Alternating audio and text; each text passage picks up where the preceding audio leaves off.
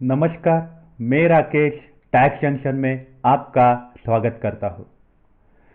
तो दोस्तों, कई बार हम प्ले स्टोर हो या फिर ऐप स्टोर हो, वहां से तरह तरह के एप्लीकेशंस डाउनलोड करते हैं। एप्लीकेशंस डाउनलोड करने के बाद अपने को एक क्लॉज आता है जिसको हम बोलते हैं टर्म्स एंड कंडीशंस। ऐप अपने को बोलता है ये टर्म्स एंड कंडीशंस एक्सेप्ट करो और आगे जाओ। हमें पढ़ने का पेशेंस नहीं रहता, हम तुरंत उसमें अग्री करते हैं और आगे जाते हैं क्योंकि हमें एप्लीकेशन में ज्यादा इंटरेस्ट रहता है, उसके टर्म्स और कंडीशंस में इंटरेस्ट नहीं रहता। लेकिन कुछ लोग ऐसे होते हैं जो एप्लीकेशन के टर्म्स एंड कंडीशंस गौर से पढ़ते हैं और वो उसमें अगर कोई कठिनाई नजर आए तो पहुंच जाते हैं हाई कोर्ट। तो ऐसे ये शख्स है जिनका नाम है अभिजीत मिश्रा। अभिजीत मिश्रा जी जो है वो दिल्ली हाई कोर्ट पहुंच गए और दिल्ली हाई कोर्ट वो पहुंच गए हैं गूगल पे के खिलाफ। आइए जानते हैं कि मिश्रा जी को गूगल पे एप्लीकेशन के टर्म्स एंड कंडीशन में क्या क्या कठिनाइयां नजर आई है, क्या क्या प्रॉब्लम्स उन्हें नजर आते हैं। तो मिश्रा जी जो है इन्होंने ऐसा बोला है कि गूगल पे ऐप जो है उसमें टर्म्स एंड कंडीशंस का क्लॉज है। वो ऐप आपको बोलता है कि जब भी आप गूगल पे डाउनलोड करोगे तो आपको वो बोलता है कि आप ये डाउनलोड कर रहे हो, इसका मतलब आप हमें परमिशन दे रहे हो, आप हमें कॉन्सेंट दे रहे हो कि आपकी जो भी इंफॉर्मेशन है वो हम कलेक्ट कर सकते हैं, स्टोर कर सकते हैं और शेयर कर सकते हैं।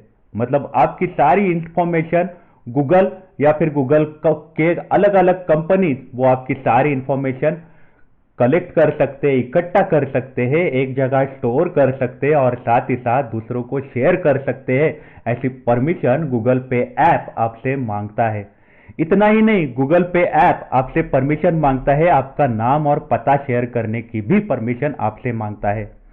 साथ ही साथ आपका गूगल अकाउंट शेयर कर सकता है और साथ ही साथ आपके पेमेंट इंस्ट्रक्शंस डिटेल्स भी शेयर कर सकता है, स्टोर कर सकता है।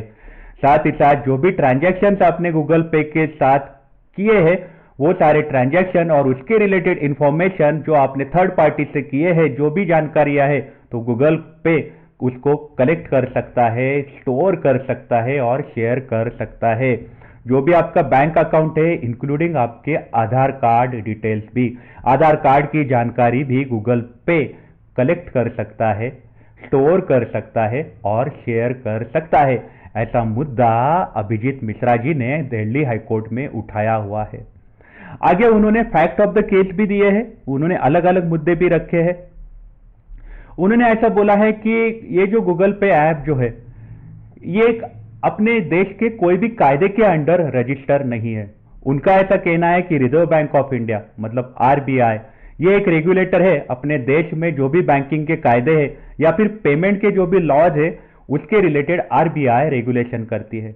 RBI payment and settlement systems act 2007 के तहत लाइसेंस इशू करते हैं जिनको पेमेंट और सेटलमेंट्स का सिस्टम अपलोड करना है। लेकिन गूगल पे के पास ऐसा कोई भी सिस्टम नहीं है, कोई भी रजिस्ट्रेशन नहीं है, लाइसेंस नहीं है payment and settlement systems act 2007 के तहत।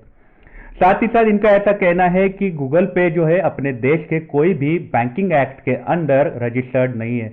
अपने देश में बैंकिंग रेगुलेशन एक्ट है 1949, उसके हिसाब से गूगल पे जो है वो ना कोई अपने देश की लाइसेंस्ड बैंक है या फिर वो कोई कोऑपरेटिव बैंक भी नहीं है, वो कोई फाइनेंशियल इंस्टीट्यूशन भी नहीं है और वो कोई एनबीएफसी भी नहीं है, नॉन बैंकिंग फाइनेंस कंपनी भी नहीं है जो बैंकिंग रेगुलेशन एक्ट 1949 के तहत रजिस्टर्ड होती है।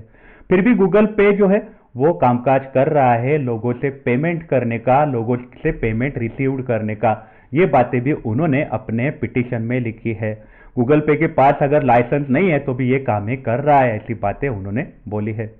साथ ही साथ उन्होंने ऐसा बोला है कि गूगल पे जो काम कर रहा है जो कॉन्ट्ररी है बैंकिंग लॉज के खिलाफ है और साथ ही साथ पेमेंट लॉज के खिलाफ है, क्योंकि गूगल पे जो है अपनी जो पर्सनल इंफॉर्मेशन है वो स्टोर करने की, कलेक्ट करने की और शेयर करने की आपसे परमिशन मांग रहा है। तो ये एक्ट के खिलाफ भी गूगल पे काम कर रहा है।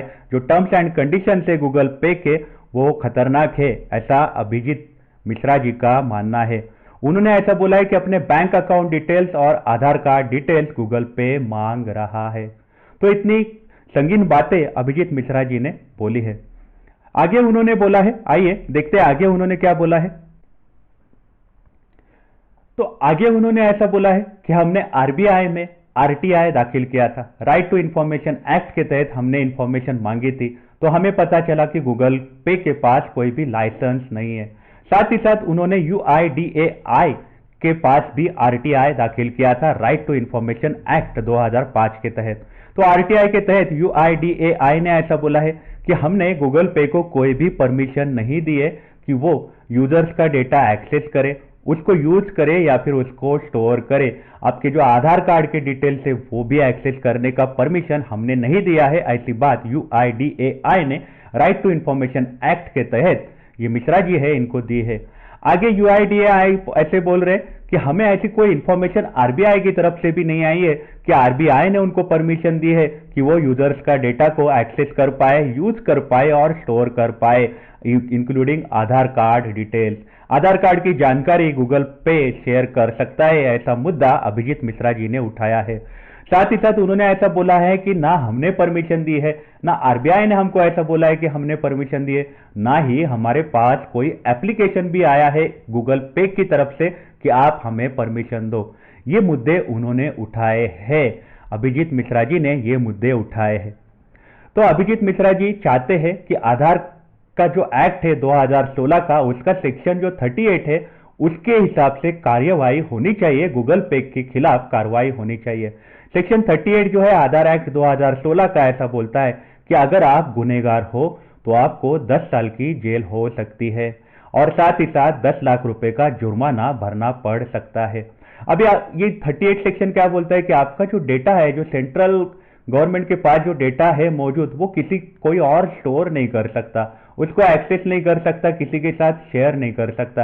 यहाँ पे आधार कार्ड की बात हो रही है, आधार कार्ड का सारा डेटा गूगल पे ने अपने पास जमा किया हुआ है, ऐसी बातें अभिजीत मिश्रा जी ने अपने पिटीशन में बोली है। तो ये केस की सुनवाई भी हो गई, पिटीशन की बकायदा सुनवाई हुई है।